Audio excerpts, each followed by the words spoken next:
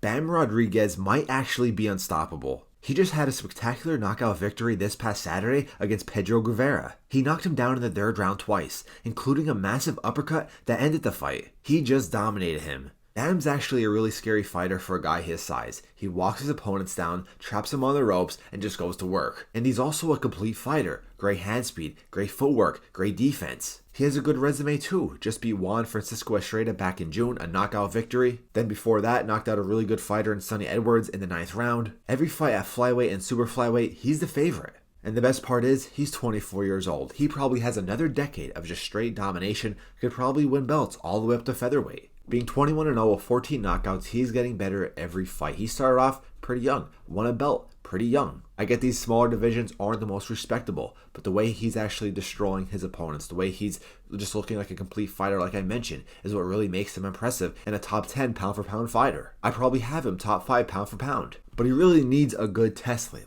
And there's some rumors now that he might be facing Chocolatito, one of boxing's greats over the past 10 years. The problem with Roman Gonzalez, though, is, well, he's 37 years old and lost twice to Estrada, a guy that I mentioned that Bam knocked out back in June. Now, if Chocolatito was in his early 30s, late 20s, well, then that would be definitely a good fight. If we were in the mid-2010s, this would be a great fight.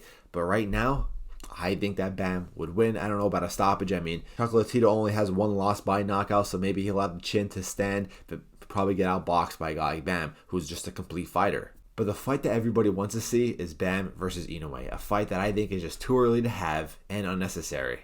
People want to see that fight because they're two exciting fighters in the small weight division, so they think that they're going to match up fine.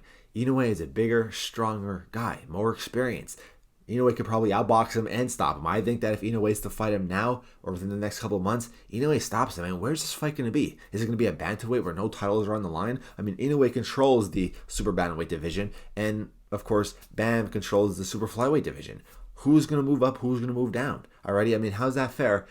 If it's at bantamweight, I mean, it's for no belts. I mean, maybe it's for interim belt, but Junto Nakatani is the fight that maybe people should be saying Bam should be fighting. I mean, really, if you want Jesse Rodriguez to bump up and fight a better fighter, have him go after Junto, not Inoue right now. Inoue is the way better fighter, bigger fighter. He would knock out Bam Rodriguez, I promise you that. The Bam versus Junto Nakatani fight, that fight could go either way. Maybe a decision victory for Bam.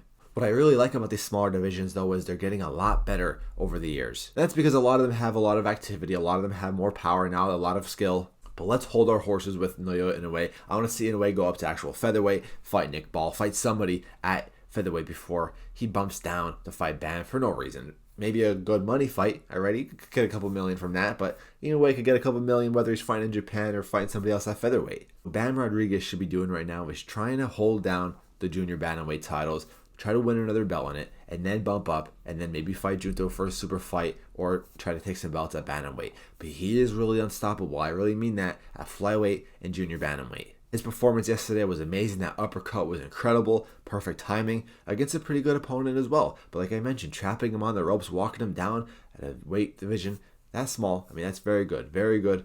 And of course, he's a complete fighter that, I wouldn't say it would be crazy if he beats Inoue by decision. If he knocks him out, it would be crazy. But, I mean, that's still a good fight. I like to see maybe in 2 or 3 years when Bam has more fights in heavier divisions and Inoue maybe stay the same. Because we're still curious about Inoue.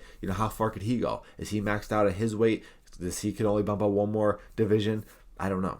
But Bam is unstoppable right now at his division. He could probably go undisputed. I think he will go undisputed. I don't see anybody beating him at junior bantamweight.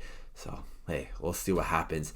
Let me know what you guys think of the Bam Rodriguez fight this past Saturday. Let me know what you could see him doing in the future. Do you think a Naoya Inoue fight versus Bam Rodriguez is really that necessary? You think that's reasonable? Do you think Bam could actually beat Inoue?